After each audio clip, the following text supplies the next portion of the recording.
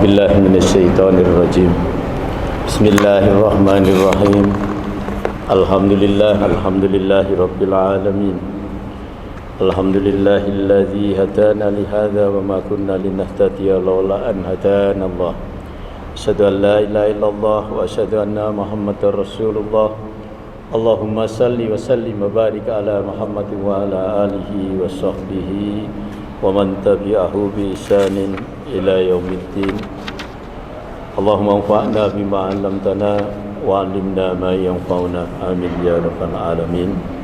Assalamualaikum warahmatullahi wabarakatuh. Alhamdulillah wa syukrulillah ala nikmatillah khususnya nikmatul iman wal islam. Jemaah rahimahullah, siang ini masih kita lanjutkan kajian tauhid asma wa sifat, bahwa nama dan sifat yang baik semuanya milik Allah. Semua nama, semua sifat yang baik-baik itu hanya milik Allah. Siang ini kita akan mengkaji singkat Allah disebut dengan Al-Qabidh. Al-Qabidh, Allah yang maha menahan. Kemudian juga kita akan lihat Allah Al-Basit. Al-Basit bermakna Allah yang maha melapangkan. Jemaah rahimakumullah, di dalam ayat maupun hadis nama-nama ini disebutkan dalam konteks Al-Qabidh, Allah maha menahan, atau kalau saya pakai istilah bahasa kendaraan, ngerem gitu. Ngerem dan mengaturnya. Dalam hal ini adalah menahan rezeki, jumlah rezeki. Dan sekaligus Allah Al-Basit, Allah lah yang melapangkan rezekinya sesuai dengan kehendaknya. Di dalam hadis disebutkan dari Anas bin Malik, hadis ini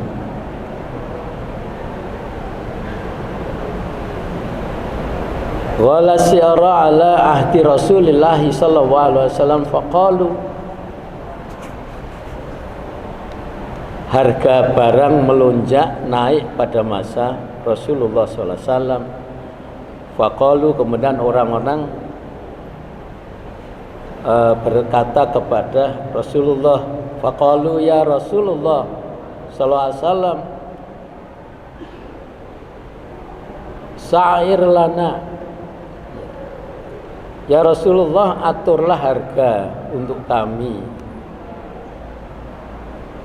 Faqala, kemudian Rasulullah sallallahu alaihi wasallam menyatakan, innallaha ta'ala huwal musa'irul qabidhul basit, sesungguhnya Allah lah yang mencipta. Allah lah adalah yang menciptakan atau pencipta, maha menahan, maha menyempitkan rezeki, dan Allah yang meluaskan rezeki. Wa inni la arju an alqallaha wa la yatlubuni ahadun bimadlamatin dolamtuha iyahu fi tamin wala mal. Dilanjutkan, sungguh aku berharap dapat berjumpa dengan Allah, dan tidak ada seorang pun yang menuntutku atas kezaliman yang akan aku lakukan terhadapnya dalam perkara penganiayaan terhadap darah, jiwa, dan harta. Nah, jemaah sekalian, hadis tadi menyatakan ya, yang isinya bahwa ketika Rasul dilapori kenaikan harta, kemudian Rasul sebagai tokoh masyarakat, sebagai pemimpin negara disampaikan masalah itu, dan kemudian beliau justru kemudian mengingatkan bahwa Allah itu sang pencipta yang maha mencipta semuanya. Allah itu yang menahan rezeki dan sekaligus Allah yang memperluas rezeki. Jadi itu keyakinan yang harus ditancapkan kepada diri kita. Jamaah rahimakumullah, di dalam surah Asy-Syura 27 Allah menyatakan, walau basatallahu rizqa li ibadihi labaghaw fil ardi walakin yunazzilu biqadarim ma yasha. Dan sekiranya Allah melapangkan rezeki kepada hamba-hambanya, kepada manusia, ya, niscaya mereka manusia akan berbuat melampaui batas di bumi. Tetapi Allah dia menurunkan dengan ukuran yang dia kehendaki.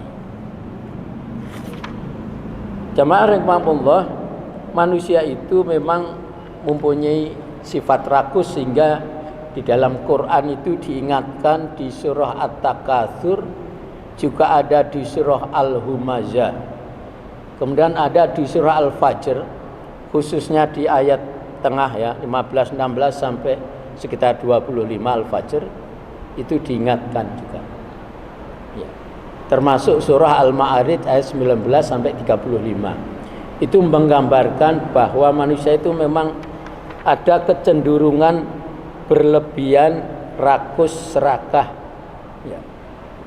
Bahkan di hadis lain itu disebutkan oleh Nabi SAW bahwa manusia itu kalau mempunyai kekayaan satu lembah, dia akan ingin tambah lembah kedua. Kalau sudah lembah kedua, pengen lembah ketiga. Kemudian Nabi sebutkan itu hanya berarti dengan tanah kubur, kata Nabi SAW. Nah, jamaah rahimakumullah, kata al-qabid tadi yang maha menahan atau menyempitkan rezeki atas kehendaknya. Maka tadi di ayat disebutkan bahwa Allah itu menurunkan rezeki biqadarim ma yasha, dengan ukuran yang Allah kehendaki. Si A, si B, si C, si D, semua ukurannya Allah tahu persis. Ada yang kemudian ya ini dari segala kemungkinan, ya, segala kemungkinan jumlah rezeki kepada manusia, segala kemungkinan waktu tempat rezeki manusia, segala kemungkinan jalan cara memperoleh rezeki manusia, semuanya sudah ditulis oleh penanya Allah di Lauh Mahfuz. Hanya manusia itu tidak tahu apa yang ditulis penanya Allah, kecuali kalau sudah terjadi kenyataan. Misalnya sekarang ini, ya, katakanlah dosen Unisula rezekinya di Unisula, ya, dengan jumlah yang ditentukan, dengan waktu yang ditentukan. Ini kenyataan, inilah tulisannya penanya Allah. Jamaah rahimakumullah, Allah menyempitkan rezeki atas kehendaknya, atas kuasanya. Allah melapangkan, melipat gandakan rezeki atas kuasa dan kehendaknya. Jamaah rahimakumullah, semuanya itu di tangan Allah, ya. Apakah orang itu kemudian ada banyak kemungkinan, ya, rezeki banyak kemungkinan memang itu balasan karena hambanya betul-betul taat pada Allah. Tapi juga rezeki banyak itu berarti istijrat buat dia, ya, karena diberi rezeki banyak tetapi malah kufur, malah oleh ditambahi lagi, ya. Kemudian ada yang disempitkan karena dosa-dosanya, karena keterlaluan dosanya Allah sempitkan rezekinya, itu sangat mungkin. Kemudian ada juga yang disempitkan karena ingin menguji orang itu. Walaupun manusia itu taat, ya, rajin, tapi kemudian Allah atas kehendaknya diberi rezeki yang pas-pasan atau cukup mencukupi aja. tidak terlalu berlebihan. Ya. Jadi bahkan juga disempitkan untuk ujian. Jadi dua-duanya, rezeki yang ditahan, disempitkan oleh Allah, itu ujian dari Allah, apakah sabar atau tidak. Dan kemudian kalau Allah itu melapangkan, menambah, melipat gandakan rezeki, itu juga ujian apakah bersyukur apa enggak. Tapi kalau kehidupan ini kita hadapi dengan dua-duanya, apapun keadaannya dihadapi dengan syukur dan sabar, wah saya kira ini lebih bagus lagi ya. Karena misalnya orang yang Allah beri lapang rezeki yang kemudian kita sebut dengan orang kaya. Orang kaya itu tidak hanya bersyukur tetapi juga perlu bersabar. Jadi sabarnya orang kaya itu ya menahan diri supaya tidak berlebihan, menahan diri sebagian hartanya untuk diberikan ke fakir miskin misalnya. Kemudian orang-orang miskin itu tidak harus sabar, tidak mesti terlalu sabar, tapi juga kalau orang miskin itu bersyukur, itu saya kira bagus juga. Ya, bersyukur karena dengan jumlah harta yang tidak terlalu banyak, pertanggungjawabannya di akhirat juga tidak terlalu banyak. Ibaratnya kalau punya rumah satu, pertanyaannya satu, tapi kalau rumahnya 5, pertanyaannya 5, dan sebagainya, dan sebagainya. Demikian jamaah sekalian apa yang bisa saya sampaikan kesempatan pada siang hari ini. Sebagai kesimpulan, mari senantiasa bersyukur apa adanya. Ketika Allah itu menyempitkan, kita bersyukur, terima apa adanya. Dan ketika Allah melapangkan juga bersyukur, terima adanya.